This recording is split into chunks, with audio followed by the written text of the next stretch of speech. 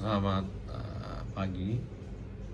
Kali ini saya akan meneruskan mengenai ARDS, yaitu mengenai treatment ARDS. Kita tahu treatment ARDS itu bisa pertama standar suportif, kemudian ventilasi mekanik, dan terapi farmakologi. Tapi tidak akan dibahas semua. Saya akan membahas mengenai fluid manajemennya dan tentang mechanical ventilation.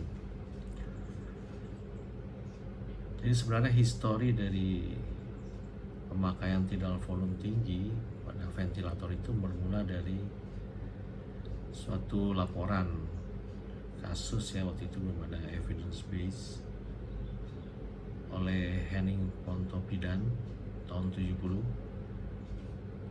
Dia mengatakan bahwa dari laporan dia bahwa jika kita berikan tidal volume kecil pada pasien ARDS akan menyebabkan perasaan discomfort dari pasien, dan dia menyarankan sebaiknya menggunakan tidal volume 10-15 cc per kilo.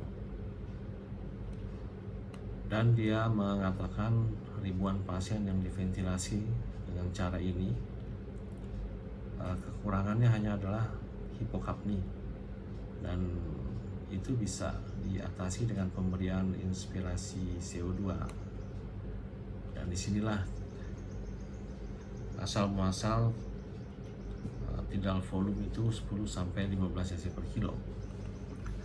Setelah 2 tahun kemudian, Webb dan Tierney melakukan percobaan pada tikus, dan kita lihat di sini yang kiri yang normal, yang tengah ini setelah 5 menit diberikan tidal volume tinggi dengan pressure mencapai 45 cm air, itu sudah mulai terjadi atelektasis focal zone di sini. Dan yang kanan 20 menit diberikan dengan high pressure, sudah mulai terjadi udema dan kongesti, bahkan udemanya itu mengisi sampai ke trachea.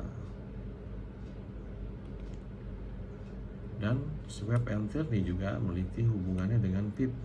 Jadi kalau kita lihat di sini, ini paru tikus yang diberikan pressure 14, PIP 10. Namun ketika pressure-nya dinaikkan dengan PIP 10, agak sedikit udem.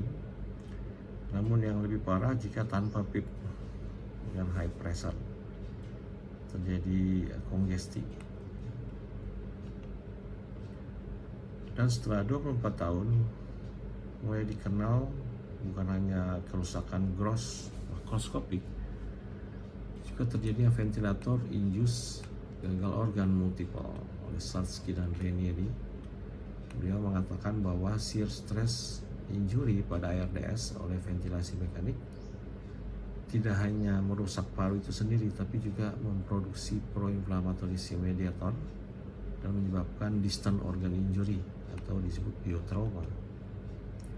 Biotrauma ini yang menyebabkan terjadinya gagal ginjal, gagal hati, gagal jantung. Ini penelitian Ranieri, dia membandingkan, dia menghitung, mengukur sitokain di dalam bal.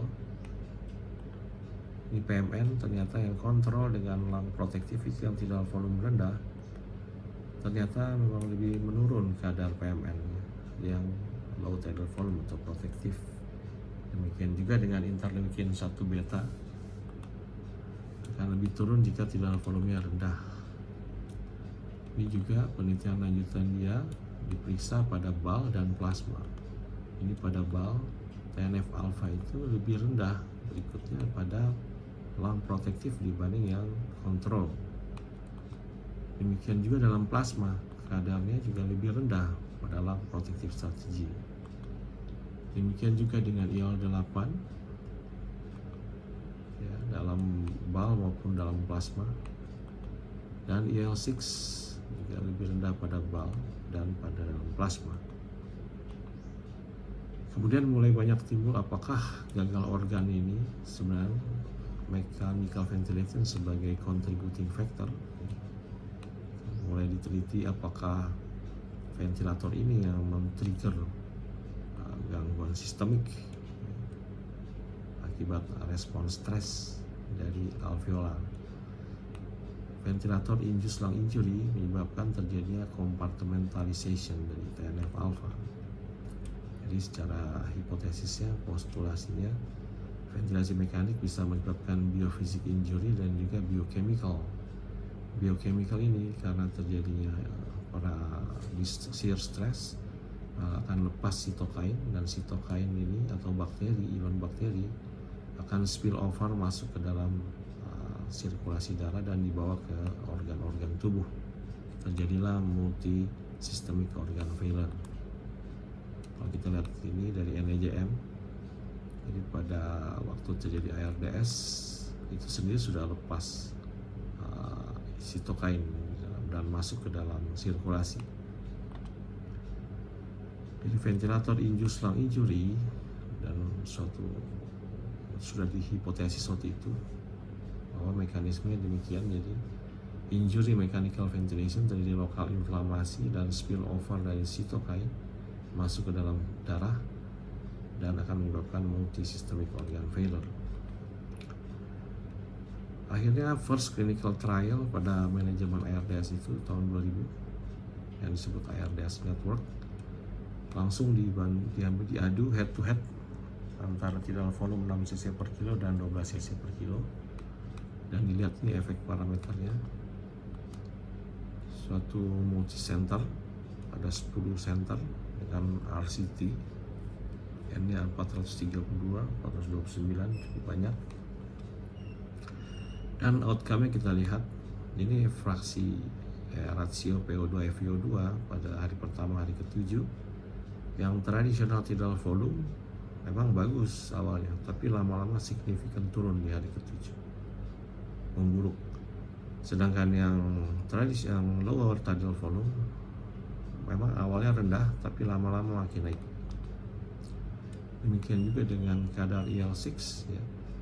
Pada hari ketiga signifikan turun pada yang lower tidal volume. Outcome-nya bagaimana?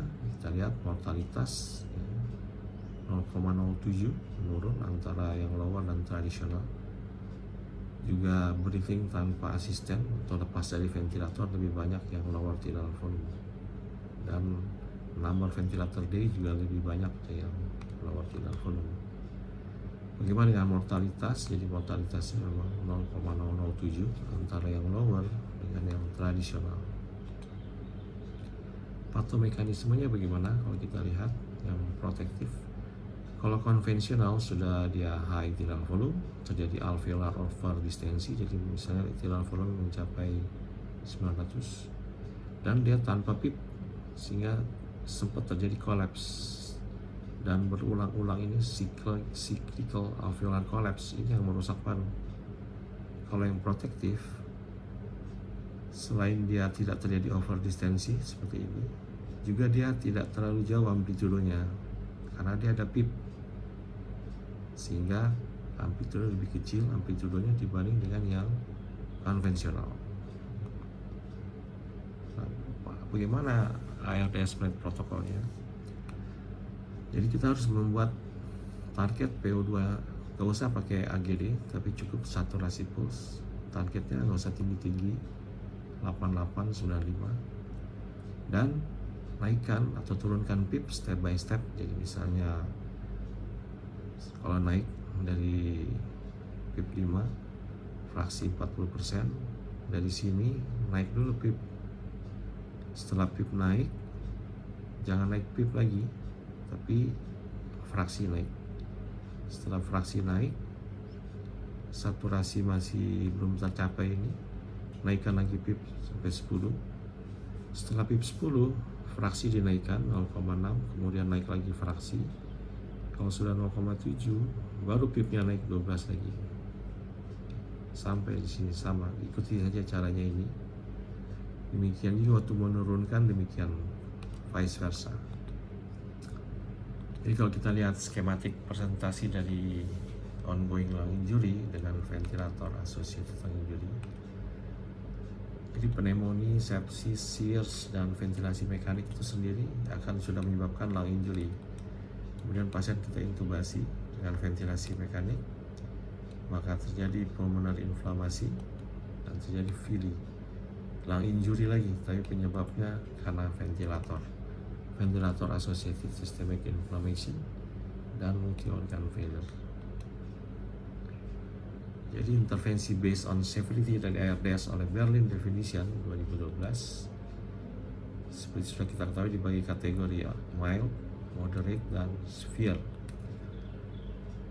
Intervensinya adalah dari sejak mild sebaiknya pakai low tidal volume, dan di mild bisa menggunakan NIV dan bisa menggunakan sampai PIP moderate sampai di moderate ARDS. Tapi jika sudah berat, sebaiknya kita bisa menggunakan higher PIP. Kalau tanpa PIP berbahaya. Prone juga masih direkomend, meskipun neuromuskular, inhaled nitric oxide, HFO itu tidak ada bukti yang baik sampai saat ini.